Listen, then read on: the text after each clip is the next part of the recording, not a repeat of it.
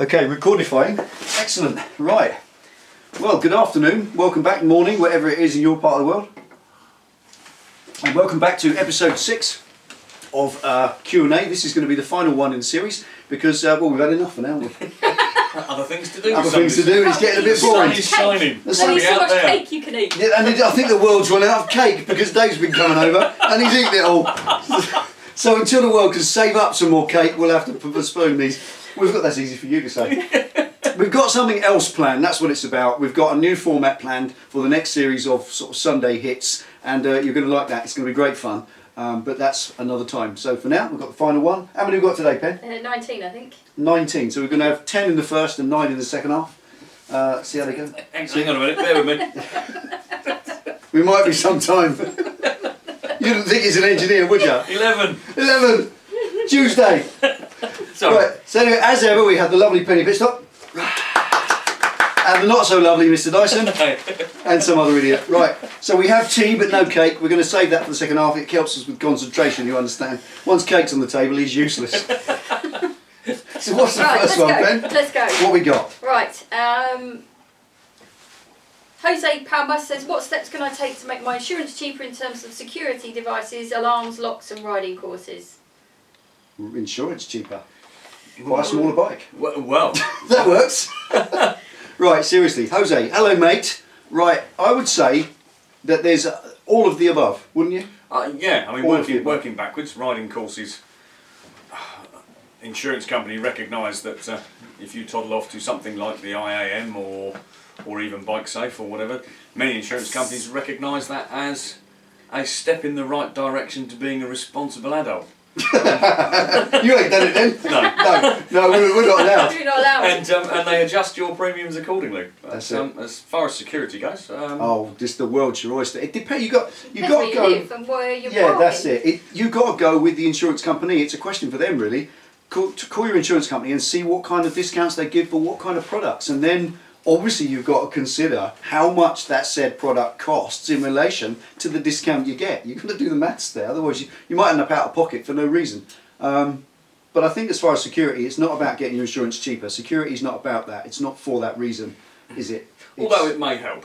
It does, but it's mainly to stop your bike getting Yeah. fucking nicked, isn't it? Yeah. There's a practical use as well. But for cheapening your insurance, you can shop around. That's the best thing. Also, if you've got another bike, you can look into getting that bike added to your first bike. On the bikes, the 2 bikes that I've got for sure, I put them both on one policy, and it's infinitely cheaper. So there's a lot of ways around that. Yeah, I mean, it's worth pointing out. I mean, insurance companies get a lot of bad press, don't they? Some of which they deserve, some of which they don't.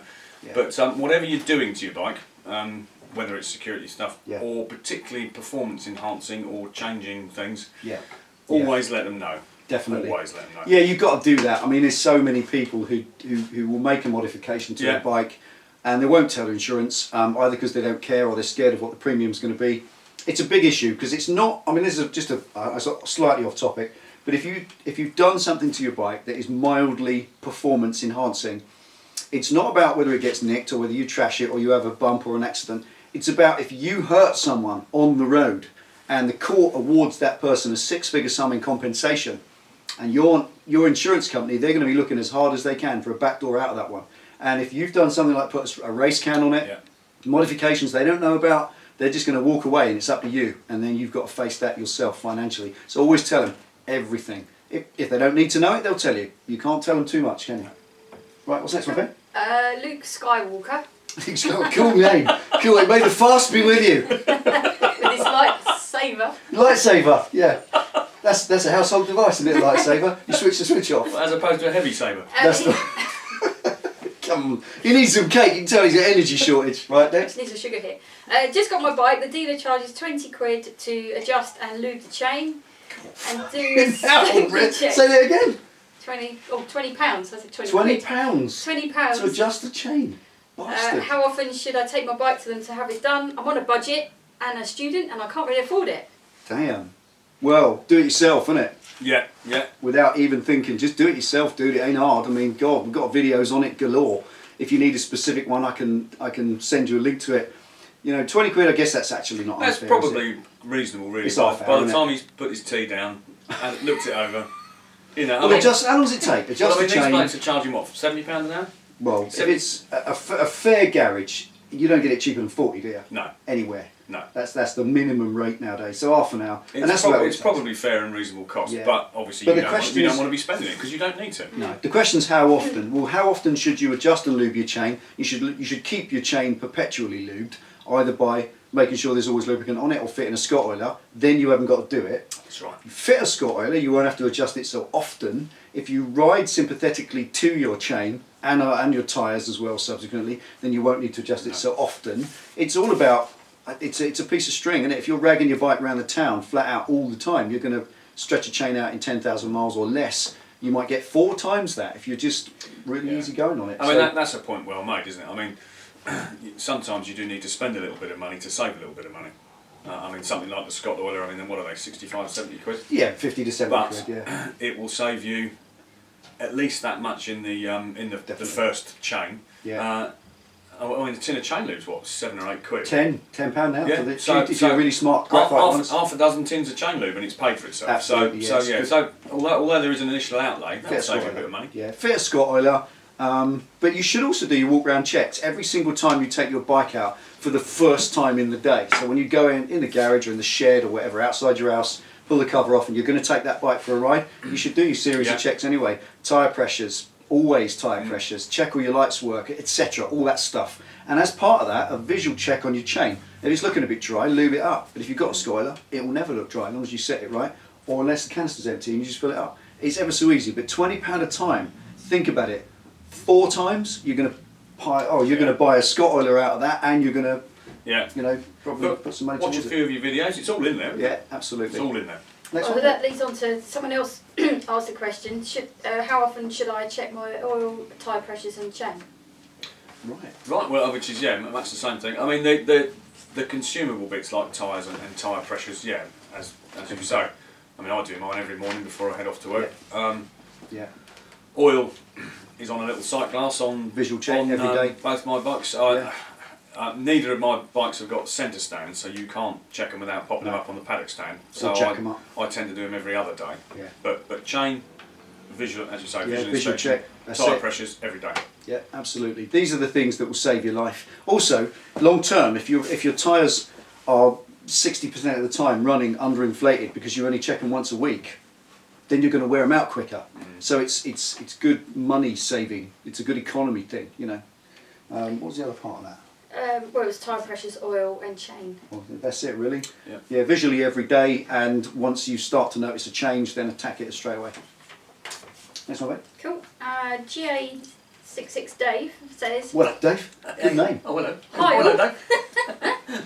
Hi, what are your favourite brands of bike clothing? Ooh. Well, you got to mention Rucker, haven't you? Because I love. Well, I was going back a few years, Brian. I was thinking Bellstar. Really? Yeah. As a youth. Bellstar. What, like that waxed? Yeah, I had a Bellstar. Always used to smell like a wet Alsatian dog, didn't it? It did. In fact, it might have had a wet Alsatian. It might have been. Now you mention it. Probably Alsatian skin, isn't it? Yeah.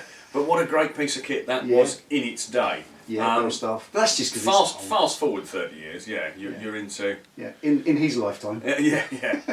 Well, I wear an RST leather jacket, and to be honest, it's not all that. It's not. No. It's not as nice as you've got a Davida one. I've got the old British. I've got to say that the Davida jacket that I wear, that Davida Mark 1, it's the classic biker jacket. They're quite nice. Goes back 50 years in its design. It's proper cowhide, real nice piece of kit.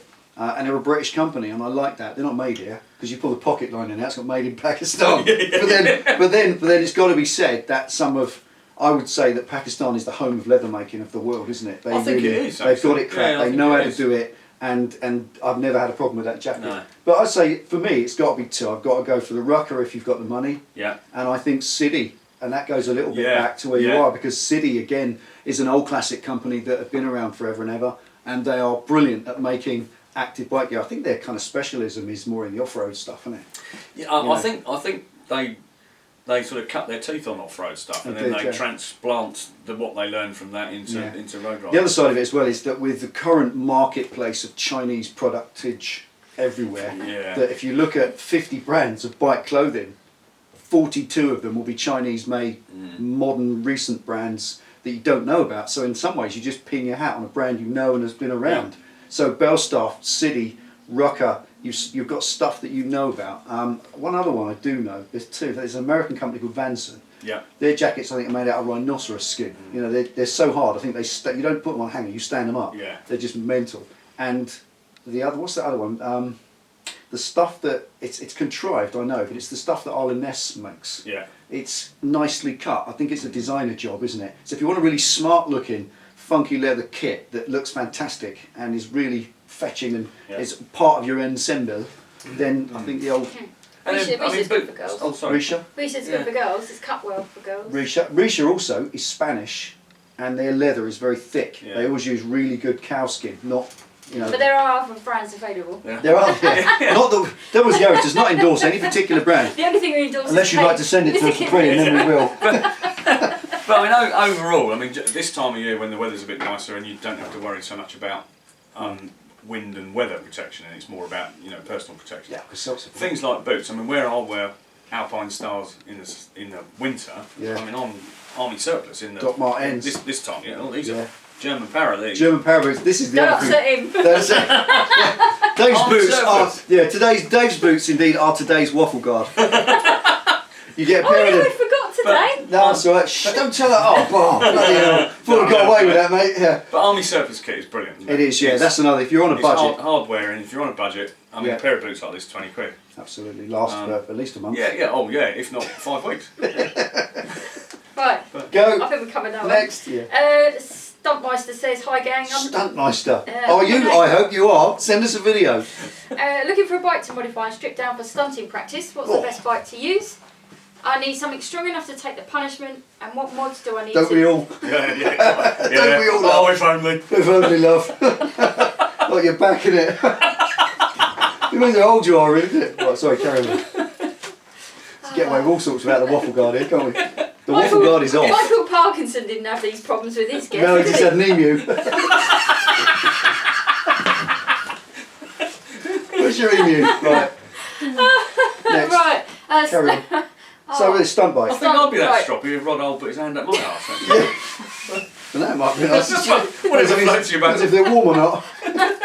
I really do need my waffle stoppage. He wants something strong enough to take the punishment. What mods do I need to do to make it a proper off-road stunt bike? Got a £2,000 budget. Which is loads. Loads of money, yeah. We'll get the bike built, and with the other 1,500 quid, Yeah. go on a bender for a year. No, I'd say I know I'm going to go a different way here, because immediately you think R6, you know, street triple, blah blah blah. But Which hang is on a all minute. right once you're accomplished at Exactly. what you're doing. Yeah, I'd say to learn. a supermoto. Well, I would say if you're going to learn, the chances are you're going to crash it to the ground a lot. Yeah. And as the power of gravity is a mighty Yeah. destroyer, I'd say something light. Yeah. Because if you drop it, you're not going to destroy things and break it. And it's not got vulnerable engine casings and stuff. Because those cages that you see the stunt guys have around their engines, they're a fortune to buy. Yeah. Or have built. Unless you're capable of manufacturing can fab it yourself. But I'd go for a lightweight 500 or 600 supermoto bike. Yeah. You know, nice and light. They wheelie off the throttle. You know, you can do all eBay sorts. is awash with late 80s trail bikes. Yeah, yeah. And you can just put some road wheels in it, can't you? Yeah. I mean, if you go and get something like any ordinary, even a DT 250, Yeah. a DT 250 or a DT 400 or something, or what are the Honda ones? XL. Get an XL Honda off-road bike, and then go and put a set of wheels in it off a 250. Something like a CBR 250 wheels, which are about the right size. Tyres are cheap as chips. If you're going to be doing rolling burnouts and stuff, there's no weight to it. And if you get it wrong, it's not going to hurt it. But I think long term, if you want a proper bike, it's got to be something like a little R6 and make all the mods. But you've really got to start looking after that motor, because when it falls over, you can do a lot of damage. And obviously, look at a stunt bike. You ever see it up close? They are battered to death, aren't they? They are really beat to death, and that's a constant thing. But I've seen prepared ones, fully prepared ones, and they can cost 10 grand. And they fully with the big sprocket on the back. Get those big sprockets as well. They really help you if you're trying to learn wheelies. The big 12-inch sprockets. I think they do about 60 mile an hour top. Yeah. But they're great for learning, you know, because you get it up in second where it's less feisty, and then you can learn all sorts. So really, I'd say an off-roader, wouldn't you? Yeah. Yeah. I agree. Or a pizza bike from the guy down the road, because he wheelies his CG125 with a pizza bike. Yeah, but that's because he's got 500 kilos of pepperoni in the back. Yeah, it's brilliant. It's brilliant. So yeah, a CG125 with a pizza box on the back. Go on, Ed. Right. Peter Bracknell says, what preparation should I make before carrying the pillion? Get their permission. Because it could be awkward if you just don't ask them first. Just randomly pick people up. Yeah, and chuck come them here. on the back, yeah. Oh, preparation there, be serious. Serious. No, it's serious, because how many times have women said, you know, or they've been on the back of a bike and they've been frightened to death because the person riding it is ridden like an idiot. Yeah. You know, so it's nice that someone's actually asked the question. Yeah. Well, for me, it's got to start with you learn how to ride your bike. Yeah. Because if you're a twat and you can't ride your bike already, then I wouldn't dare risk a pillion's life. So be good at what you do. Have a bike that's properly maintained. Yep. The first preparation starts with meticulous maintenance of your bike. You're taking responsibility for somebody else's safety, and that's a very grave thing. So once that's past it, it's really a conversation with the person, isn't it? Yeah, it's a bit of a communication thing, isn't it? Yeah. Yeah. I mean, particularly if it's an inexperienced pillion, the simplest of things of letting them know when it's okay for them to get on, because obviously you've got to be ready. If you're sat there faffing about, you don't want someone leaping on the back while you're It's a good way to lay your bike down if you didn't need to, isn't it? Yeah, and you check your oil while it's over there, can't you? But actually, having been a pillion, or I'm still a pillion at times. Now and again, I'd say two things that you need to do is short trips first of all. Yes. Yeah. So that you know, we're just going to go for a cup of tea down Portkey or wherever we're going to go, just a short hop, because if you really hate it, you haven't got that big long ride back. Big long ride back, yeah. And secondly, you need to let the pillion understand the dynamics of the bike, because if they've never ridden a bike, they don't understand the balance. It's a I whole mean, we strange saw thing. someone do that, didn't we? They got on the bike and they pulled the bike Tried to towards climb them like that. Of course, the whole bike and rider came on the floor. So I think they need to understand they've got to keep the balance of the bike upright, so they need to swing their weight over the bike. And as a rider, you need to appreciate that obviously the bike is now heavier, your braking distances are longer. Tyre pressures? Rear tyre pressure up about £2. You may want to stick a bit of preload on the rear shock. Depends on the pillion. Depending on the pillion. So if you're a little kid. Also, the other side of it, if you're going the other way and it's going to be a child, many people want to take their children on the back, or other people's, and there are some very serious issues. First of all, their equipment, and I think this for any pillion, if they're an inexperienced pillion, they probably won't have any bike gear. So your knackered old lid that you won't wear because it's knackered, don't give them that because you wouldn't wear it. Give them yours and you wear the old one, or whatever. Make sure they've got the right gear. If it's a child, they've got to be able, and I think this is the law, they've got to be able to touch the foot pegs with both feet firmly and be able to hold on independently of you. You can also get they love handle things. Now, I have a pair of those. They're brilliant. What? They're not the ones you no. wrote. Are they the naturally... And also, I have some that you strap on with handles on, As well, yeah. They're basically two handles, aren't they? They are brilliant, particularly for inexperienced pillions who, you know, they want to feel secure. Not everybody is comfortable with hanging onto a grab rail. I'm not comfortable with people hanging onto me like this for grim death. Have you seen those things that go around the tank cap? Yes. Yeah, there's like a rail. If it's a sports bike, you've got a really cool piece of kit. It screws round the filler cap.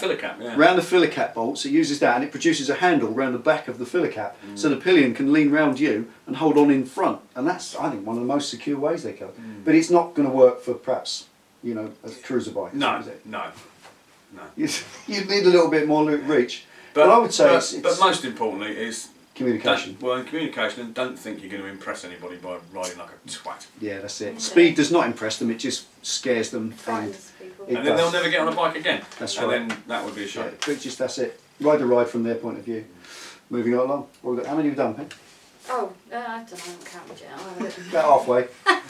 Dominator Dave. Dominator Dave, what up, mate? Says, I commute to London daily. I've had 3 punches in the last 3 months. To pick a different route. Fucking hell. 3 punches. Oh, what a gutter, isn't it? Yeah. Not again. It doesn't say you go through the building site on his way. No, right, yeah. Don't keep going through the building site. I usually use expanding foam to fix it and get me home. Can I pre-fill the tyre with the tyre weld as a puncture preventer? Ah, right, get you. No, you can't, can you? Not a tube tyre. Not tyre weld. Not tyre weld. No, tyre weld is an expanding foam, isn't it? Yeah. It has to go in once it's flat. It won't stay up, will it? It's quite temporary. You can put the slime in, though, can't you? There is a slime preventative. Slime, puncture safe, ultra seal, goop, a whole list of products, but you can get a gel that you inject into the deflated tyre inlet valve, and then you put the valve back in and pump it back up, and that lines the inside of the tyre with goop, like a slimy gunge. It's sort of a vulcanised. Yeah, vulcanising solution. Yeah. And when you get a hole in the tyre, it will shoot out through the hole and it will seal it. But it only works up to about 3 mil, doesn't it? And it only works on tubeless tyres. We've put that out. There is no sensible product for tubed tyres. Nothing. No. AA card.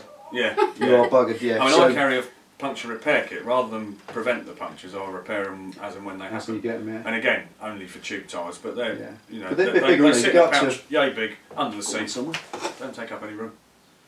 I've got one somewhere. Can't find it now. But it's like a little plug you inject on the outside. Yeah, rather than the foam to fill the whole thing, it's just it is a puncture repair. And we've got a video as well. So if you need that, we did a video on that. Yeah, we did a video on that. How to put the tube, how to put the little sausage in it. You just sort of inject it in, and it seals the hole. You do it on the roadside with the little canisters, isn't it? Yeah. Screw the canisters in, job done. This one. Cool. Andreas C says, hi Dale, how do I remove my rear fender on my night stuff for painting? I want to paint it with some plasti dip. I sent this question last Friday, but I didn't get a reply. And I think this is to do because some people have contact lock on their messages. We get this a lot lately. People send us a question that involves a reasonably big answer. We type it all out, go to send it, and there's a contact lock. Your contact lock is enabled to we can't reply to you. And we can't reply to you anyway. We try and send it 6 different ways and it won't work. So always make sure if you're going to ask us questions that your contact lock is disabled so that we can answer you. Because we do answer everybody. We try to, yeah. Pretty much. That's if we get the questions, because there's a few we have missed. Yeah. We know that. We know we have missed a few. World. Yeah, that's the way it goes on the internet. Sometimes we just don't get the message. But just check your contact locks, because we've had 2 or 3 where we've answered great big long answers to help. Yeah, and they just can't then send it just them. says no contact lock is enabled and we can't reply to you. Can't reply at all. Right. So what the question was about plastic dip, wasn't it? Well, how to take a fender off? It ain't hard. So it's about 5 different fixings. I think you've got the indicators on a Harley Sportster. They go through the fender steel, through the sheet metal. So you can take them off, and they're a nut on the inside that removes them. There's 2 screws at the front that removes the front half, and there is a screw on every Sportster fender. If you go forward, has it evaporated again? It must be that time. Just do this last one, right? On every Sportster fender, there's a screw at the front, in the middle, just behind where the battery is. So just make sure you get that one. And if you've got your on your Sportster fender, on the inside, you've got a conduit that's stuck on the inside that carries the wire into the back light, and it has to be stuck inside that conduit purely because there's only that much gap per tyre. So the first thing, jack the bike up on a lift, take the bottom shock mounts off, drop the swing arm of the wheel down out of the way, give you a nice bit of space, get up underneath, undo all the fasteners, and that conduit, literally use a spatula or a scraper, get up underneath it. It's foam. It's like a sticky back foam sticky pad. It's a rubber conduit, and all the stuff's fed through it, and it's just stuck on with that sticky back 3M pad, and you just feed it all off. Once that's all off, you can do what you like, spray it with plastic dip, whatever, and when you come to it, just glue it back on. You can use all sorts of things, bit of Evo, whatever you want, just to stick it back up out of the way, but make sure that's secure, because if it's not, then your wiring's going to rest on your tyre when it's riding along. That won't end well, will it? No, it just won't end that's well. not going to end well. The other side of it is plastic dip. Just think twice about that stuff. It's good stuff, isn't it? But it's not really... It is within the limits of what you might want to use it for. It's not for painting bodywork. Personally, I wouldn't do it using bodywork. No, it does peel off. It's only got to have a nick or a scratch in it, anything half sharp, and that's it. You're peeling off sheets of it and all your work's ruined. If you're going to get it painted, or you're going to paint it, use proper paint that sets hard, because that rubber stuff, it's only temporary. Cool. And Bike to Ride says, should I wear earplugs? Pardon? Pardon? What? Hey? What? You knew I was going to do that. Well, this is one for you, isn't it? What I do over if I'm going coming here today. I mean, it's about a 65, 70 mile ride, depending on which way I come here. Is it that far? It is, yeah. It depends on which way I come. I came down the motorway this morning, which is dull and boring, but actually it's longer. So I'm doing motorway speeds for a sustained period of time, and that is when I wear earplugs. Yeah. If I'm nipping down the shops for a pint of milk or whatever, or quite often, in fact, even if I'm going to work, I don't always bother because the speeds are a little bit lower. Because it's not bike noise you're protecting against; it's wind noise in your pressure. You don't necessarily feel it, but over a extended period of time, it's doing some damage. So there's a certain other issue with people wear iPods when they're riding. No, I don't. And phone interfaces. I don't agree. I mean, I spoke to an instructor about this because they obviously have earphones that they wear and they have microphones and stuff. And, instructors, and they've said that the reason that instructors don't allow talk back, most of them don't, is that the trainee, the pupil, can hear the instructor, give the instructions as they're learning on their course. But the instructor, all they've got is a microphone. They don't have anything. They don't listen. You can't talk to your instructor if you're, as far as I remember, you can't talk, because this guy Dave said to me, Dave Kestrel said, you can't do it because he doesn't want to spend the rest of his life without earplugs in, and he wears them because he rides literally 6 days a week. So it depends on the speed, the distance, the time you're riding, and whether it affects you. Everybody, once you get sort of past your 40s, you're going to have a tiny element of tinnitus, aren't you? And that tinnitus or tinnitus is always there, and it's going to get worse and worse if you don't do something about it. Also, I wear them when I'm grinding, cutting. Extreme loud noises are one thing to wear it for, so if you like machinery and stuff. Yeah, I wear them at work quite a lot. But if it's that constant lower noise, it's the lower noise that you might think is not doing you any problem, but the fact that it's a sustained period of time. Something else funny that must be said as well is that wearing earplugs doesn't make you deaf to the sound around you, does it? No, it doesn't. It's amazing. They're very good. The foam ones, I've got some of them. At the risk of more product placement, which we don't do, obviously. Only for tea companies. I wear Howard Light. That's L-E-I-G-H-T. It does, doesn't it? It sounds like a nice lager. Yeah, no, I don't know Howard. It's more of a brown ale, isn't it? Brown, yeah, Howard. With a cardigan. And then with elbow patches. Yeah, elbow patches. Geography teachers. Brown cords. Brown cords. Yeah. Turn-ups. With fluff and dust at the bottom. And some nettles in the bottom. What the fuck did this get on? Who started this? Yeah, I wear brown corduroy. Brown corduroy here. Oh, there we go. There she goes. Make sure that... And they are really good. They cut out the I see the problem. Yeah. He's run out of tea and he needs to show it right. We'll be back in about 5 minutes. Yeah, Howard Light. Check it out. Alright, have we got something for Mr. D first before we go anywhere? We have, right. This is a little something that he doesn't know about yet, and we've kept it as a surprise purely because, as he just said, he comes over here to visit us for the Q&As. 75 miles distance, and that's a great commitment, so thanks ever so much for that, buddy. Appreciate that. Thanks very much. So we've got a little thingamy-bob for you, so if you just reach behind you under the towel there. It's a little gift of me do for Mr. D. Oh, bloody hell. You can open that one first. You can open that one first. This is just to say thanks to our buddy. Because, no, you can't eat it all at once. Oh, no. And there's another one there for you as well. Just a little something for you, Dave. You need your luggage. It's a toaster. It's a toaster. You can drop it in the bath after. Make some toast while you open the bath. We know you like your t-shirts. So what we got? Oh, superb. What does it say? Go on. Can you see that from the camera? Can you see that? It says, come to the dark side. We have tea and cake. we hoped it was big enough. You can wear it over all your gear. That is awesome. Thank you very much. Nice little t-shirt for you. Thank you very much. Oh, oh, and there's more. Yeah, yes. don't so this is, obviously, as you can see, it's like Christmas. We're getting it's like Christmas. We're just loving it. Well, rip it. You might like this. You might it's a cardboard box. It is a cardboard box. What they say about kids. They have more fun with a box. Would you like a blade? I've got a few knocking about. Oh, that's the top. That's the top. There it is. Yeah, little bit right. of the tape. You ready for this? We just thought it was appropriate. There's a cup for you for your tea. All right, hang on. I'm going to get this out so the camera can see this. That's a new tea mug. So that's a half pint mug. That's a standard half pint coffee mug. And look at that. That's fantastic. So you have a 1 pint mug now for your coffee. You've got to drink out the toilet now. That's what I've got the luggage on the bike for. And also, as well, when you run out of tea, you flush the handle and it brings more down. Give them a close up and then we'll go and have some tea. We're going to take 3 sittings of the kettle. You've got to see this. That's it. Oh, that's brilliant. Right, so we're going to take a few settings to make some tea to fill that. Thank you so much. That is just awesome. And we'll see you again in a minute. Thought you might like that. That's brilliant. Okay. We've got our tea. Welcome back. Yeah, back to the dark side. Because you had tea and cake apparently. Oh, that's better. Well, we do have. What cake we got people today, like Penny? to know. Well, I did start off with Mr. Kipling's. There are other brands available. Delboy does not endorse any particular brand of cake. Banoffee pie cake. Oh, yes. But we've been getting so told off by people. You eat too much cake. You're Yeah, you seem to love her. You care about her health. So I thought, Bless right, carrot cake with cream cheese frosting. 2 of you 5 a day. Excellent. What's not to That like? means I can have 2.5 of those. So you can have the banoffee pie and be I'm going to really have one of these. unhealthy. I'm going to have one of these Or you first can have and carrot then the cake. other one. I'm going to stacking. I'm going to have one of these while I contemplate. Which one? Yeah. Right. Oh dear. You've got the wrong glasses on, I can't see you open it. That's all right. You'll get in there. Getting old. There's cake. Yes, yeah, we know that. Right, well, while we were eating cake, I'll do a nice little simple one. Wow. I might have to eat the anyway. packaging as well. I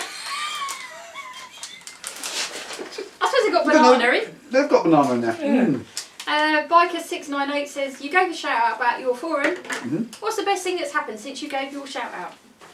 And bloody stopped. Well, the forum's taken off. Ever since we mentioned it about 2 months ago, we've gone from 71 members to 581 as of this morning, which is just mental, isn't it? Oh, fantastic. Mental. And probably... And they're active members, aren't they? They're doing stuff. Yeah, there's about... If you look on the forum itself, we'll just stick a link in under there for you. There's about 150 a day in there. Probably 150 people a day will make a comment of some kind. And there's at least 10 or 15 people online at any given time. And that's great because there's people to chit chat with live there and then. And of course, if you look at the stats of who's been online in the last 24 hours, it's at least 300 people. So almost everyone's looking in. And they're meeting up, going out for rides, I think that's doing the best stuff. thing. There's a couple of meets on today, isn't there? Yeah. In various parts of the country. Yeah, hope you're having a good time, boys. Yeah. Girls. People meeting up. We've met up last Sunday with Yeah. a few from the forum. Yeah, And, absolutely. and a couple of weeks before that we did, didn't we? We went down to Ringwood. Yes. Yeah. So the forums just took off. Since we mentioned it, it's gone berserk. So if you're not on it already, get on it. We're looking to get 1,000 members within the sort of space between now and the summer, aren't we? And we're going to try and get together with a forum meet. So we get a mass forum meet where we all get together at some sort of central-ish south place where everybody can get to and have a great day out. Yeah. Maybe even a weekend. Yeah. Yeah. Better. Field, rally, camping. Yeah. Blue plastic toilets. Yeah. Were you Yeehaw. doing that at the Bulldog? We're going to Bulldog as well, so if you can't come to that, then get to the Bulldog Bash and we'll meet you there too, which would be even brilliant. Wouldn't it? Cool. Yeah. Yeah. This is great, isn't it? That's nice, isn't it? They're going to be like, wow. Homeboy says, I've been watching your videos Aye. for a while. You seem to get a lot of dislikes on your videos of late after only 3 minutes. That's because they're crap. Yeah. I'm gonna say, 'cause they're rubbish. I think it's since I turned up. I get the same, and I can't understand why someone can dislike a video they haven't even watched. No. Who do you think it is, or why do you think it is? I don't really care who it is. Point Could is, be all if, sorts of people. if you're getting popular, if your channel's getting popular, it's a good sign, isn't it? It is No, the price what I you mean pay is, for. It's a good sign that you're getting those dislikers. They'll come in for every, you get wheat in with the chaff. You're going to get that. But the question, the thing to do is what I do. I don't look at the dislikes. They're just irrelevant. I don't notice them. I look at the likes because that's what happens. And we'll get a video after a month or two, and it'll have 3, 8, 10, 12, 15 dislikes, but it'll have 385 likes. Yeah. And that's all I see. I don't see the rest. It's irrelevant. There's always going to be little haters, little people who like to just click something, like to flick your ear, just to denigrate something that you've put time into. And they're everywhere, aren't they? Yeah, of course they are. They're in every walk of life. Take no notice of it. Usually it comes in from Facebook. That's what we do see. We've noticed that 99.9% of all the people, when you trace back the dislikers, because you can trace them, there is ways to do it. When you trace them back, you could find they might be dustmen, they might be driving instructors, eh? Who can tell? Who can tell? Who can tell? But when you do, you find that there are all kinds of people. Generally, though, one common denominator is face ache. If they're anywhere, they're on FacePack, aren't they? One way or another, and that's why we don't do Facebook, because it's just for kids to sit there and jibber jabber on, and when grown-ups get on, they start misbehaving and acting like kids themselves, don't they? Yep, so we're just going to carry on. Yeah, don't take any notice of it, mate. Ignore it. It's just a sign that you're getting more popular, so see it as a good thing. Right, Paul McGrath says, I recently got my bike serviced at the main dealer. When I got it back, the engine You did what? Well, You swear at me, dare you? Right, sorry, carry on. when he got it back, the engine wouldn't rev over 4k while driving. I say riding. On idle, it would rev all round the clock. I brought it back to the dealer, and they can't figure out what's wrong with the lack of power. They replaced spark plugs, airflow sensor, ran a diagnostic, came up blank. I was thinking it could be carbs, but it's fuel injected. Well, that's eliminated that. That's what it is. Your carbs are missing. Yeah, that's it. No carbs. Yeah, go and get a pair and you'll be fine. I was thinking of changing also the exhaust to a stubby version, as the stock one is too big and ruins the look of the bike. Any info? Greatly appreciated. Okay. presuming you've done no changes to the engine since you took it to them, and when it went to them, presuming it was running all right in the first place, and that this has occurred since then I would say it's down to them. That they have full responsibility. They've obviously worked on it in some way, shape or form, and something has changed during their care. Yeah. The dynamic has come out and meant that they've changed the way that your bike performs. But you must let their mechanic take it for a blat up the road. You know, he's got to have a fair chance to observe the problem. You carry on. I'll be a few minutes. So really, take it back. But as to what it might be, I mean, it could be all manner of things. That's so healthy. It's difficult to diagnose things. Sometimes we get questions. Is it more healthy if you have more of it? See what I mean? I can't get anything done, can I? Sorry. I was going to say, sometimes we get questions and it's very difficult to diagnose things without seeing or riding or hearing the bike. It's sometimes, we do our best, but it's sometimes difficult. But with regard to your stubby exhaust, don't make that change until you've got this issue resolved. Get it sorted. Otherwise the garage will turn around and say, it's your exhaust. Down to you, That's the thing. I mean, if they've run a diagnostic and come up with nothing, that sounds odd, doesn't it? Yeah, they need to run it up the road. I mean, they may have done already. I mean, it doesn't say in the question, but you need to let the garage mechanic. The first thing is to go back to them, and that's it. It's a default back to them. If you put it into them and it's perfectly healthy, they've serviced it, given you back, and it's not healthy, well, it's obvious, isn't it? Go back to them, talk to them, see what they've said, and let us know how you get on. Because let's not say that that's your answer. Do that first. See how you get on. See what they say. Even if you just phone them up and say, "Can I bring it back so you sort it out?" If they've already had a go at it and failed, how did they give it back to you? Did they say, "There's your bike back, there's your keys, we've had a go at fixing our bugger up and we can't, so where are you then?" Well, you're down to go to somebody who can fix it and they pay the bill. So, a quick point here, actually, something worth mentioning. If you do insist on going to garages, dealerships and all the rest of it to have this kind of work done, it's worth paying for it on your credit card. Yes. Because in the event that I'm not saying this is the case in this instance, but in the event you have an issue which you can't resolve with them, the credit card company will take up the case on your behalf. Same as buying a washing machine. Yeah, isn't it? Definitely. Good one. If you're in a position to... What he said. Pay for it on your credit card. Yeah, just and if nothing else, they just get your money back. So you haven't spent anything. Yeah. They didn't give it to a company that does know what they're doing. Okie doke. I don't know why this always makes me laugh when I say this. Chris Jones says, Boris Johnson. I don't know why. Just Boris Johnson. Oh, that makes everyone laugh, isn't it? Just Boris. You just say Boris Johnson. It's just funny, isn't it? I'm going to have some cake in a minute. I don't know why. It just makes me laugh. Boris Johnson has been trialling allowing motorcycles to use the bus lanes in London. So you've got to try that. Sorry. This is just going downhill. That's why we can't do any more for a while. It's just going downhill. Can't afford the cake. Right, he's been allowing motorcycles to use bus lanes in London. Is this a good thing, do you think? And should it be extended nationwide?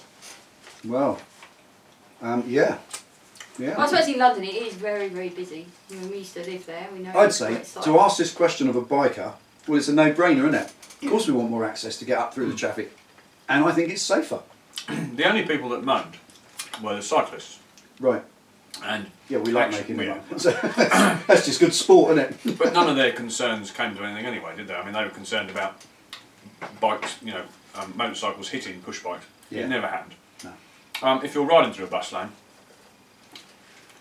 you've got to be very aware of people cutting across you, because they will. Yeah. People will turn left across a bus lane without looking. But on the whole, I think it's great to have that freedom of... It is. I think obviously bikers will filter, and if you're filtering through heavy traffic and being given the opportunity to use a predominantly empty lane, well, obviously it's safer, isn't it? So I think it's a good road safety move. Well done, Boris. He's always a man of common sense, isn't he? You sure? Well, in this matter, he invented them long buses with the bend in the middle. I mean, who else would think of that? So there's the other side of it, is... so it's a good road safety issue. The other side of it is it decongests the roads a little bit. It means that bikes aren't sitting in traffic. But I think the final word has to go to the fact that being a bus driver for a living, I'd say watch out for the buses, because a bus has less visibility than you think it does. So if you're riding a motorbike through a bus lane, obviously they have priority. It's in the name. Bus lane. Bus lane. So be careful. But yeah, I'd say it's a great idea. I think it's brilliant. Yeah, I think as far as nationwide, well, if it's good enough for London, it's got to be good enough for a quieter city. And there's no quieter city than London, is there? No more. Hang on. I think you had to. I think I meant that the other way. I need some more cake there just to get that right. You know what I mean? So yeah, brilliant idea. Yes. Yes. Next one. That'd be brilliant, isn't it? Mm. It is nice, isn't it? Bang Rocco, 66. Oh, Jeff. Hi, Jeff. How do you find the stock and modified torque and HP on the Triumph as compared to the Harley 883? If you remove the airbox, AIS and change the exhaust on the Triumph, how does it compare to the HD after an intake and exhaust change? Right. Well, while you're busy, I'd say I know we've answered you this a little bit, Jeff, on the typing, but it's simply put, those two bikes are roughly bang on. They're the same. You will get almost the same performance gains on a 53 horsepower Triumph Scrambler, Bonneville, etc., as you will on a 53, 55 horsepower 883 Harley. They really are very, very similar in performance, both before you mod them and after you mod them. It roughly goes the same. So you can expect the same gains, my friend, but here's the rub. This is where it changes. The Scrambler, Bonneville, Thruxton family are 50 kilograms lighter than an 100 pounds. 110 pound, isn't it? 100, yeah. It's a lot of weight. It really, really is. It's the weight of a small person off the weight of the bike, and that's where the gains are to be had. If you make a 10 horsepower gain on a 50 kilo bike that's 50 kilos lighter, it's like a 15 or 20 horsepower, isn't it? It's as simple as that. You're going to get more of a physical feeling of acceleration on a bike that's lighter. The other side of it is you can mess around with gearing on a chain-driven bike, because all the Triumphs are chain final drive. So you can change the sprocket gearing very cheaply with a £10 front sprocket, change it, you've got more acceleration, you've got more top speed, whichever way to go. But with the Harley you can't, because it's a belt drive. You can change it to chain sprockets, but that is a real, it's a real move backwards to put the chain sprockets on a Harley. They perform best with a belt. Put chain sprockets on a Harley, you're going to sack more power, aren't you? Because they're heavier, way heavier. So I think the answer to the question is you can expect around the same gains across the board. It's a bit easier on the Triumph because they're remappable, aren't they? They are, without any add-ons. Yeah, no add-ons needed. If you're going to remap your Harley, you need to put an expensive ECU piggyback item, either a Pro Tuner or one of the Pro Fuel items, the little orange Harley map box, or another way, somewhere like a Kitec and you had on yours. So it's expensive. You've got to take that into account as well, because that could be near on 700-800. Yeah, bang for buck. Yeah, bang for buck. That gets more expensive. Whereas with the Triumph bikes, the ECU that you get from the factory is infinitely remappable. And when we went up together to get mine done, we saw the guy plugs his laptop in and he downloaded this massive string of maps with all the different names of exhausts. So he just plugs in which mine was, bang, done. Took 12 seconds. I mean, it took him longer to find the laptop, didn't it, than it did to do the job. Find the lead. Yeah. But that's the point. It's a much cheaper process with the Triumphs to achieve the same extra power. Finally, the other thing you said there about taking off the airbox, there's a lot in Triumph forums that talks about removing airboxes, removing AI, removing the snorkel, all sorts of different things that give you power. They really won't give you much on a fuel injected bike though. They all work brilliantly with the carburettor models up to what, 06 I think, 07? It's there or thereabouts, isn't it? Yeah. There or thereabouts, someone will correct me I'm sure, but all the fuel injected Triumph Bonneville series, they are going to be a little bit harder to do. The AI has nothing to do with performance anyway, is it? No. Nothing whatsoever. That literally stops the exhaust banging. Yeah. It's an emission thing, and if you take it out, you've then got to take out the O2 sensors because they will give misleading information to the ECU and the bike will run lean. And if you're going to do that, you've got to remap it with the relevant map. The Triumph maps, also outside of the Triumph allotted maps that are available, there's loads more on the aftermarket. So it's infinite, and you have the power when it comes to the Triumphs. With the Harleys, it's so much more restrictive, isn't it? That is pretty much standard for an American firm. They kind of like to nanny it and do it for you, whereas Triumph let you do it, and it's cheaper. And I don't know, well, I'm not going to do any shout outs because that's not what we do. But your local Triumph dealer was, well, they were very amenable, weren't they? There was no issue, there was no cost, there was no. I mean, I can't comment on whether Triumph dealerships are like that worldwide, but certainly the one here were excellent. Yeah, they were. Yeah, he said fit whatever exhaust you want, bring it up and I'll remap it. Job done. Free. I think we even got a cup of coffee, didn't we? I think the coffee was free. Didn't have any cake though. No cake. No cake. They could improve that. I think I'll write to them. I must write to my MP. As long as it's not Boris Johnson. Because he doesn't speak English. Right, D Jones says, what brand new standard bike would you buy from what's currently available if money were no object? Oh. Standard. Brand new. I love these questions. Yeah. Trouble is with me, I mean, I would answer this question. If you asked it again next week, you'd probably get a different answer. Yeah. But I think this week, can I dive in first? Yeah, I carry think on. this week, KTM are building an, I think it's 1190. It's the latest in a long line of different manufacturers' take on this trail bike styled road orientated bike. So they've taken all the advantages of the. Is that like a cross-dresser? It's a cross-dresser. Yeah, so it does both. Yeah. But it's taken that sort of big wide bars, long spongy forks, very very comfortable.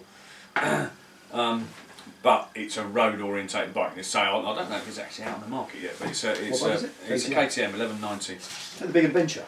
It's like they're going to do an adventure, a proper adventure version of this latest incarnation of it. You know, with spoked wheels and you know and a seat height of about 4.5 feet. Not good. Does that be good for really short people? Right, just put your stilettos on there. Alternatively, tall Chinese people. Yeah. Your stilettos on. Stilettos, you could wear them. It's a cross-dresser, right? Oh no, that's Friday nights. And a nice frock. Get the wind round. So that's my answer this week. It'll be different next week. For me, I've got one in mind. If it was money, no object. What does it say? Money, no object, any standard bike. Standard bike. Well, since I've been watching these videos in the last couple of weeks, and I think he's brilliant, there's a big, very prolific vlogger, motor vlogger person called Royal Jordanian. Yes. And he rides a Husqvarna Nuda, and I think I'd have to have one of them because they're fucking pointless. And they're just fucking awesome. You just blart it around the traffic, rah, rah, rah, rah, just scaring small children and old people. So for me, it would have to be a Nuda, just for the sake of it. It's a stupid bike that's completely meaningless, and I've got enough practicality in my life to be done with. And that would be a great addition, wouldn't it? Great. What about you, Beck? What's your Well, I must admit, you know, I like my Harleys and that. What I don't think I wouldn't be able to. Well, I suppose it says it. Whatever. Money, no object. Money, no Have what you like. But then I don't know. You see, you say to me I should look at the Triumphs. I like Sportsters. It's very difficult. Don't know. The trouble is with girls, it's the seat height issue. Nice CBO bike. Don't need scaffolding to get They on the need bike, do I? Doesn't do, does it? Don't know. Can't really pick one. Don't know. I'll stick where I am at the minute. Oh dear. Got me favourite bike. That's a secure position in life. That is, I've never been able to get there in 60 bikes. Still trying. Right. HJ007. Ah, cool. Licence to ask questions. Hi Dale, Duke and Penny. As part of my bucket list, I'm planning a tour around Europe. I'm planning all my kit. I'm planning all my kit and logistics, route and accommodation. That's fine, but can you help me with the steps I might need to take preparing my bike? It's a 99 Triumph Trophy with 30k on. What Go down the dealership, buy a new bike. Yeah, trade it. There's your first trade it in, yeah. No, didn't mean that, mate. Sorry, that's not being rude. Much. What do I need to do to make sure I'm ready for the trip so I won't be left stranded? Right. Well. That's a good question, actually. Yeah, we're actually just planning a video on this. Oddly enough, that is a curious coincidence. It's about the three fundamentals, in my view. If it's just your bike, you've mentioned that you've got all your logistics and everything else dealt with, kit lists, that's all something you're obviously on top of. For me, it's looking after those three things that are going to strand you, which is what you're talking about if you run them out early, and that's tyres, chains, sprockets and brake pads. Again, a very prolific vlogger, does touring around Europe. Won't mention which one he is because I'll save his blushes. He found himself in the middle of France with brake pads on the metal, no brake paddage left whatsoever, and trying to find some in France, I think, in some farming village. And I think not easy, really. You know, you kind of need to do them at home. So I think it's the case of making sure that all of the those three main consumables, tyres, chains, sprockets and brake pads, will last for the duration of your planned trip. Most rear tyres on a bike, well, there's always the rear that's going to go first, isn't it? So most rears are going to last 3,000 to 5,000 miles. If you're doing long tearing up straight roads, you can flatten them off in no time. So if they do 3 to 5 and you're planning a 3,000 mile trip, you need a new one. If it's only a 1,000 mile trip, you need it to be at least no more than 2,000 miles old, so that when you get home, not only when you get home can you get home, but also you've got a little bit of mileage left in the tyre to go to work for a few days, a few weeks, so you can plan getting that stuff replaced. You don't want to get home with your bike panting its last legs, absolutely in tatters, so you then can't use it. Same as the brake pads, you're going to get a lot of mileage out of your brake pads, but I would say if they're over halfway, stick a new set in for what they cost. Remember this, it's the same as the tyres. If you've got a newish part on the bike, but you're not sure, replace it anyway, but keep the old one. That way when you come home, if you've worn out the one you went touring with, put that kind of part one back on. You're not losing it, you're not wasting it. You know, that's what I would say. What do you reckon? Yeah, and if you're going to be doing several thousand miles, you're going to have to make adjustments on the way, aren't you? Things like chain. If you don't have something that lubricates the chain for you, like Scott Oiler, then you're going to need to take chain lube. You're going to need to take sufficient to adjust the chain, because it's probably going to want doing over 3,000 miles. And practice the skills. Yeah. Set yourself aside a couple of Sunday mornings, just park the bike up, just, you know.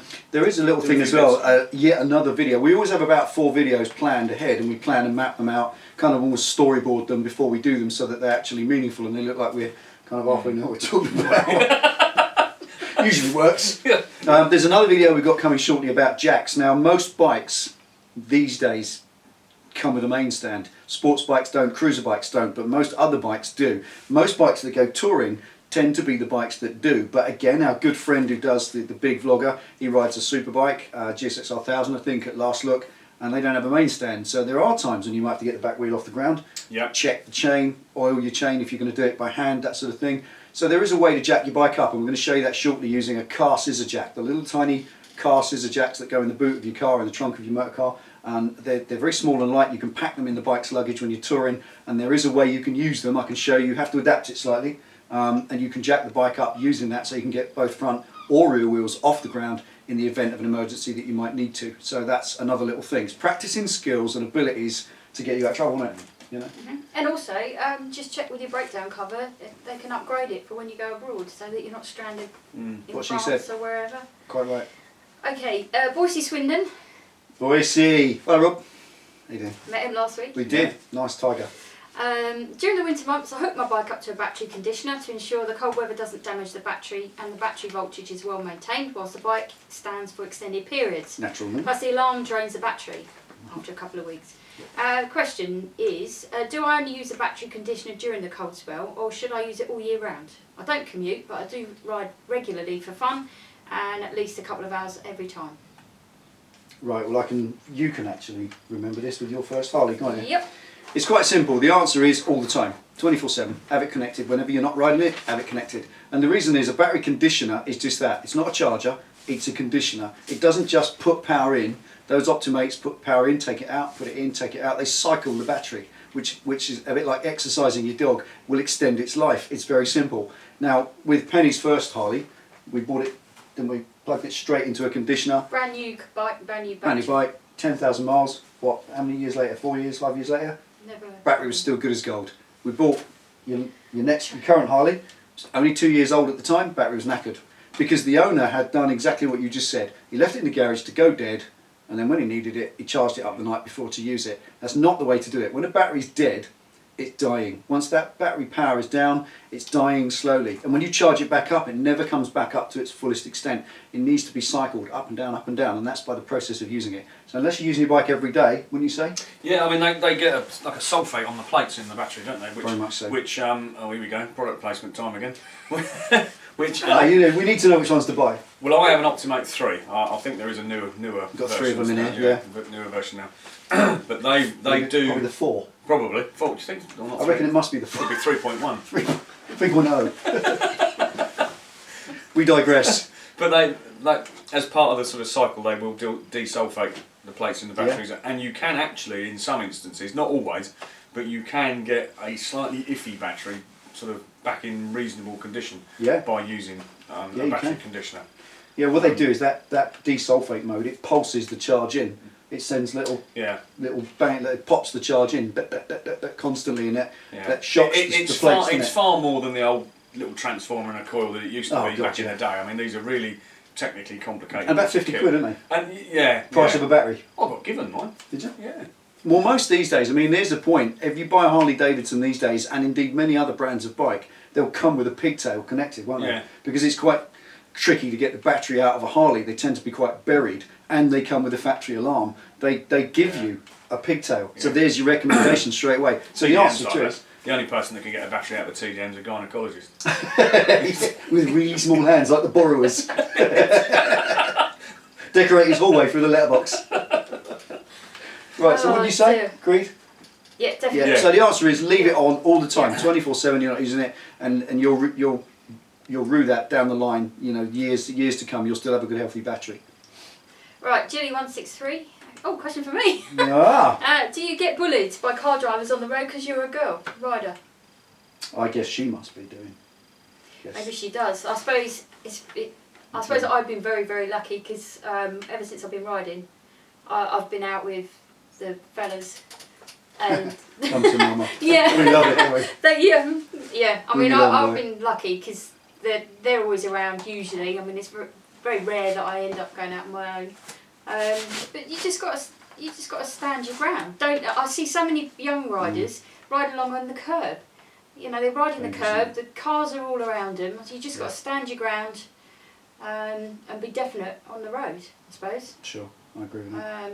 Find yourself a gang of fellas to ride with. Beat the shit out of them. Yeah. Works every time. Carry a baseball bat. Carry a baseball bat. Works the best thing, yeah. Well, But but still, we all- no. The best thing in the world, pocket full of marbles. I'm not joking. Works a treat. Don't throw them, just drop them on the ground. They start bouncing off the grill. Ding, dang, dang, dang, dang. I'm Back saying off for nothing. some reason like that. Saying nothing. How do you spell litigation? No, lip. That's the point, though. Seriously, is don't be intimidated. If you allow yourself to be intimidated, then they will intimidate It's like you. all crime, isn't it? If you look like a victim, you'll become a victim. Yeah. And I'm going to stick my neck out here and say something else. If you believe that it's a problem for you, I've never really advocated the ride safe or keep safe. What do they call it? The police thing? Oh, bike safe. Bike Bike safe. safe. I know something had safe in the Yeah. name. Safe. Safe cracker. Safe cracker, that's it, yeah.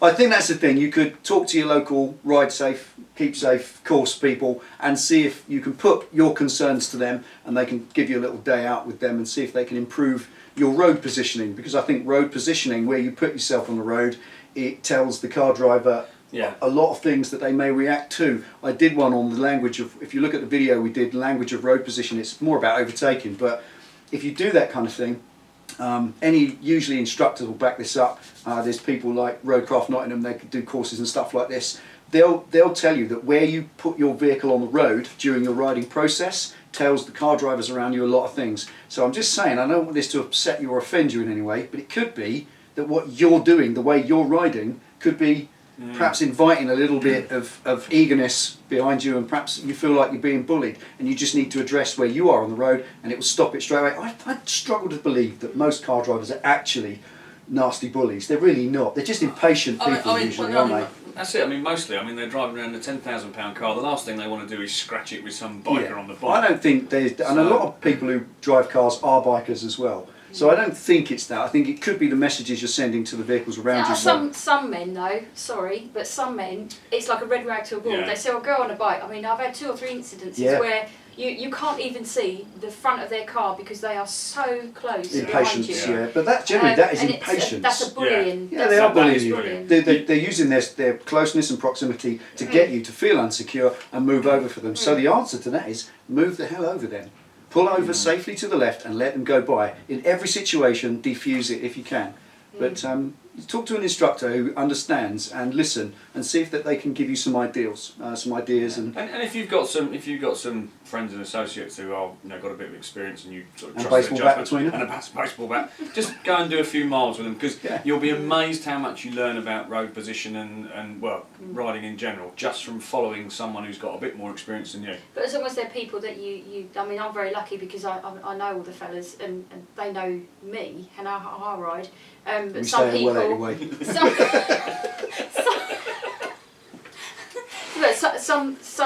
some people can feel intimidated by going out of a very experienced group, because that group can then push that inexperienced person to do things that they wouldn't normally do. But if you it's need people to you have trust, a if real it's people you know friendly and people you bunch. trust, then Yeah. So And good luck. small Let me know how groups you are get best. on. Yeah, let's know how you get on. Be interested to hear. Cigar Man. Oh, it's for you, Del. Are you going to sell damage? If so, That's now the fourth question. Fourth time we've had that answered in these Q&A. how much would it be? All right. Sounds like a bidding war. I'll get you an invoice. Right, well, it's laid up now. I'm on the Scrambler now full time, and it is laid up there just behind the camera to the side of the garage. Like all these things, everything's for sale, so get in touch, give us a shout. I think I've got to say, I've said this before, that it owes me, well, there's no point, is there? Because I've had it for 4.5 years. It's done 25,000 miles. It's physically, it's perfect. It needs nothing mechanically. Everything works fine. You've seen I've used it for all the maintenance videos, so it's an extremely well maintained bike. Chain of sprockets, brake pads, everything are all fine and great. It just needs an MOT, which I can do. Well, it doesn't actually, not here, is it? When does it run out? No, it's not due yet. Another month or so. Couple of months, you know, so I'll have a year's MOT.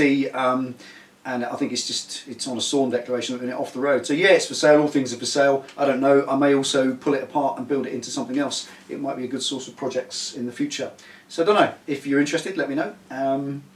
If you fancy it, and we'll come to some sort of arrangement. Okay. And actually, this is the last question. Go on in. Last one. And finally. The last question of the last episode is PD 1234. Do you have any tips on riding with a group?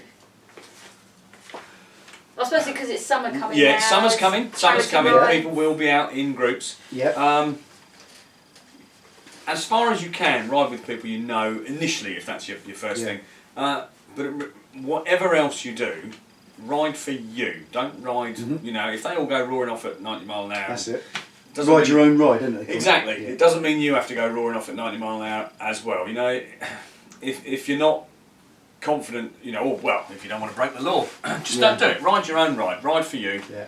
They'll wait for you, and if they won't wait for you, then you're not your friends, then they're not your friends. Just let them go, turn around and go on. Before you set off, just be clear where everybody's going. Then if you do, you know, find yourself separated from the group, you know where to catch up with them. But don't get yourself stressed. Don't put yourself under pressure with a group. And conversely, don't put other people under pressure. If you're a very experienced rider and you're able to cut it through the twisties, doesn't mean you have to leave everybody behind. Yeah. But staggered riding as well, isn't it? Yeah, there is a I can't think what it is, but there is a site on the web that does about staggered riding, the second man drop off techniques for not losing people at junctions. That's it. There's all sorts of things out there. It's all on the web, isn't it? There are all manner of techniques for, say, things like the second man drop off. It's quite good for groups up to about 10. Yeah. I think if you're in a big group now, we've done this in the past, back before the laws changed. We used to do road blocking. We did long road we shy away rides. from it now, don't we? Yeah, we did. We've done it in the past where you stop a roundabout, block it off, and let everybody through, and then you stay as one group. But we've absolutely stopped doing that now, purely because the amount of car drivers that did react. We talked just now about bullying. They react almost violently towards it. We had one guy who just was trying to kill everyone. We've experienced. We've all had to stop and let a guy, and it was a BMW M3 driver. They're the kind of people who are going to do it. You know, feisty, angry little boys in fast cars. They're the sort of people who will get quite upset at being stopped. So if you're riding in a group and the group are doing that kind of thing, just ride your own ride even more than ever. Because if someone's blocking a road to let you through, you're relying on them being able to do it efficiently and blocking it completely. They're not the police. They don't even. I don't think you have the right to do it anymore. Someone's going to correct us, I'm sure, in the comments. But you know, we had a situation where 3 bikes were blocking a roundabout off. All the cars were waiting, and then probably 150 bikes were rolling through. This angry little boy in his M3 went up the grass verge in the middle of the roundabout, round and bashed his car down, damaging it in the process. But he was just in a violent rage, this guy, at being asked to wait a minute, and then he shot off up the outside of a line of bikes, literally trying to skittle everybody out of the way. It's going to happen, so don't do it. Don't allow. If you go out with people who are going to block roads, make sure they've got blue lights, and those people, well, they know what they're doing. So yeah, just enjoy your ride, isn't it? Enjoy the ride. Ride within your own limits. Yeah. Know where you're going. Communication with your friends as well, so they know what you're doing. There's nothing like it. I love it. I love riding a massive pack. It's great. It is great. Isn't it? But it's whether you've had experience of it. But Well, you don't get experience till the first day you start, do you? No. What was that? But summer's coming. There'll be lots of it. Yeah. There's a lot more charity rides around. Charity rides are good. Yeah. Memorial rides, etc. Cool. So, cool. Excellent. And on that happy note, I think we're going for a ride now. I think we're going for a ride. We are. Right. Well, thank you ever so much for watching the series. It's been fantastic, the Q&A. You enjoyed it? Yeah, great. Good fun. He's Loads got of about laughs. 3 stone. I've got on 3 stone. He's, when we see us for the next series, he'll be about 3 stone again. He's not going to have cake now until the next one. And as I said earlier at the beginning, we are going to excite ourselves with a new format, something completely different after a few weeks off. We're just going to enjoy some riding, do some fun. The projects are ongoing. We've got some how-tos to do. Got some how-tos to get done, the ones we mentioned earlier in this. We've got your project on yours. We've got to do a side mount for the Harley, the number plate, and lots of other bits and pieces coming as well. And I've got to how to seal the electrics on a TDM 850. Yeah, the marine version. So there we go. Thanks for tuning in and watching the Q&As. Much appreciated. Thanks for all the amazing support. It's been absolute fun. Really loved it. Thanks. Right. What, good night from him? Good night from him. Good night from him. And brothers, good night from her. Take care. Enjoy your rides. Be safe. Ride safe.